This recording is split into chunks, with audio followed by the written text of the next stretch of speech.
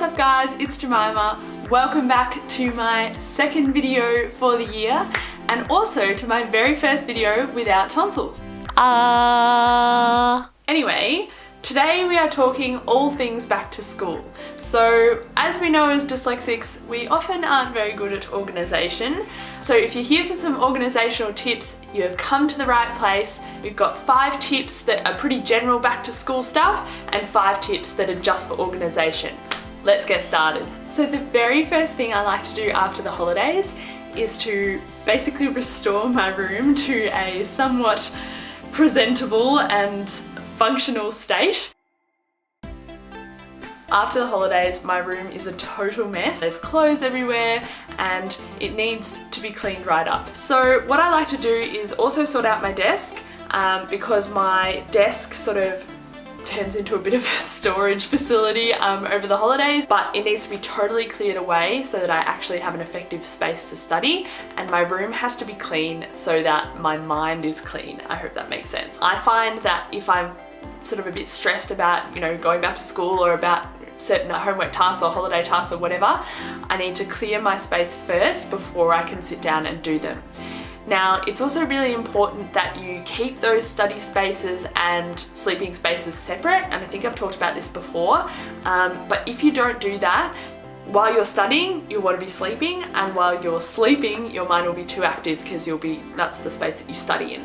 So really important that you set those spaces up before you do anything else. The second thing I want you to do when your books all arrive is to look inside the front cover and find the online codes for your books. As a dyslexic, there is no hope of you really reading those textbooks unless you've got them in an audio form, okay? I know from personal experience, when I read my textbooks, I'm really just looking at the pictures. So if you're wanting to actually get the information out of those textbooks, please go use the online codes, get them in a PDF form so that you can read it with an audio reader.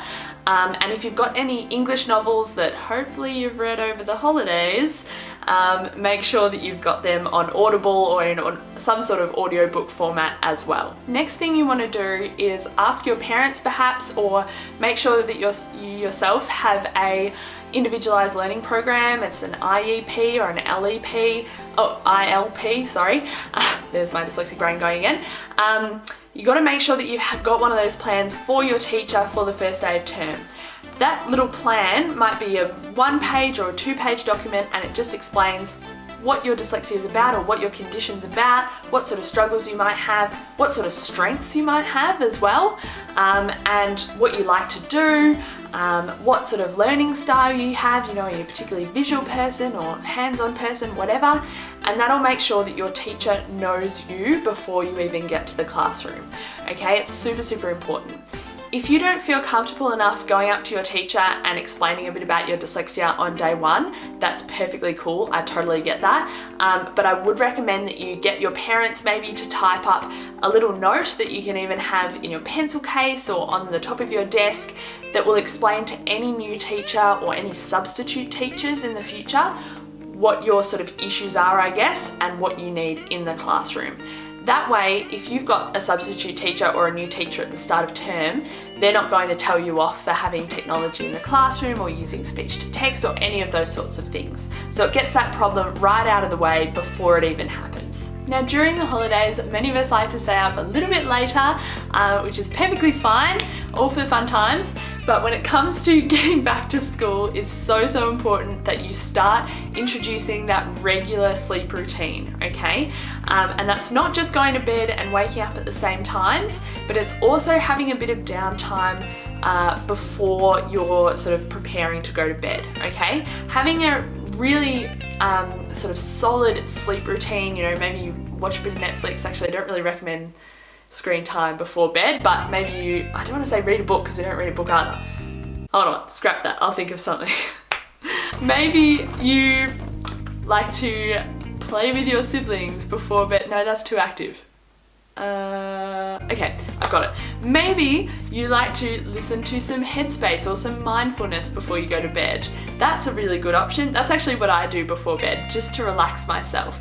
Introducing something just to calm you down, that's not too stimulating and that doesn't have a screen is super important for you to actually start being able to go to bed earlier. I recommend that you get at least 7 hours sleep, just so that you feel like you're going to be refreshed and have really good energy levels throughout the day when you go back to school. So start inching back that sleep time, that bedtime, and even by 15 minutes over the next week, and get those sleep habits down pat. And the final tip I have for you on the generals column is to write out a bit of a self-care list. Now, I don't like that name, but basically I want you to write a list of activities that you can do that are fun, but that really change your state of mind. Now, I didn't do this when I was in school, but big regrets. I wish I had have done it and learnt about this earlier. But basically going to uni, this is absolutely the first thing I'm going to do. Because I know that inevitably there are going to be times in the year when I'm going to get stressed. That's the reality. We all get stressed a bit sometimes, and that's fine. But I want to have things that I've pre-thought of that combat that stress. Because often in those really serious kind of times of stress, you can't think clearly and you can't think of what you can actually do to get out of that state of mind. So what I want you to do is to pre-write some things out, maybe in a journal or a bullet journal or something, make it pretty, and think of some things you can do that are fun. I like to bake, I like to even do some headspace or mindfulness if it's just something, you know, a minor stressor. I like to go swimming, I like to go for a walk, something that you can do that's personal for you, that you know changes your state of mind. So organizational tips, okay. How do we as dyslexics keep ourselves organized for school throughout the year? I think the very first thing you need to think about is how you're going to organize your homework and all your notes at the start of the year. Now, this is going to be different for everyone. Are you going to do it electronically? I actually quite like doing it electronically because if I have a diary, I usually forget it or I lose it. So having it electronically means that it's all kept in the one place. Are you going to do it that way? Are you going to even send yourself little voice memos or something and listen to them at the end of the day and then write them down? You could get a planner or a journal or a bullet journal and write everything out as soon as the teacher says it. What else could you do? You could send your mum a text every time your teacher gives you some homework. You could send her a text and say, hey mum, got to do maths tonight, or got to do this quiz tonight. Think of some creative ways that are going to help you to remember your homework, but they have to be specific to you. If there's something you did last year and it wasn't working for you, change it and try something different. I tried using a planner and a journal. My school actually gave them to us at the start of the year. Our teachers checked them regularly, but I just couldn't do it. I think I sort of would forget what my teacher was saying as I was trying to write it down, and that's why I started typing and doing voice memos and doing it electronically. So have a think about what works for you and try and implement that sort of strategy before you go back to school. The second thing I would recommend is that you actually give all of your subjects a color code and have that the same across the board. So when you're doing your timetable, color code all those subjects the same. When you're doing, maybe you like to work with binder folders or things like that, make sure they're all the same colors. Make sure every time you're referring to a subject, you have the same color, because I find that memory-wise, it just helps so much throughout the year. I even did it with my pens that I was writing with when I was still handwriting notes. I would only write my titles in red pen for psychology because that's my red color subject. For chemistry is blue, so I only write in my headings in blue pen, everything else is in black. Having those color sort of signals really help with your memory throughout the year. This is a tip that I'm sure all the mothers out there will enjoy. Make sure that you label all of your stuff. And I mean everything, like label your books, label your uniform, everything. Dyslexics, I think, have a habit of losing things, and I'm not sure if that's really a dyslexic thing or just a young person thing, but I know dyslexics seem to be particularly bad at it. So if you find that you're misplacing your stuff a lot of the time, which I used to do, make sure that you get one of those nifty labelers. In fact, I think I have one now.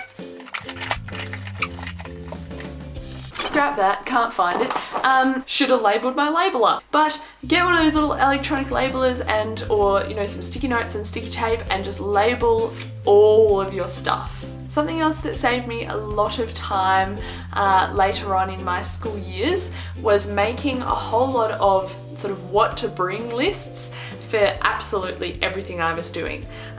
Basically, when I was swimming and stuff like that, I was always forgetting things, and I couldn't like remember in the moment or in a rush what I had to bring to certain classes or trainings or just to school in general. So what I would recommend doing is getting a whole lot of different coloured sticky notes and writing what to bring for ... and then having, you know, maybe it's what to bring for swimming, what to bring for biology, what to bring for chem, what to bring for maths, what to bring for science, you know, everything, and just make those lists before you go back to school. That way, when you're in the moment and you're rushing around trying to grab things, you won't forget stuff and you won't get in trouble for forgetting stuff either. And my final tip is to look at your term planner and basically pick out some days that might be treat days, or maybe even take what I used to call a mental health day, okay? Now, this is kind of up to you and your parents to decide, but what I used to do once a term was take one mental health day. Now, I would schedule it for a time during the term that was not like during the middle of hectic tests everywhere and assessments and everything, because I didn't want to miss out on content. So it's got to be at a reasonably chill time in the year, but a day that you just take for yourself to do something fun, relax while everyone's at school. See what you think of that idea. Try and pitch it a little bit better perhaps to your parents.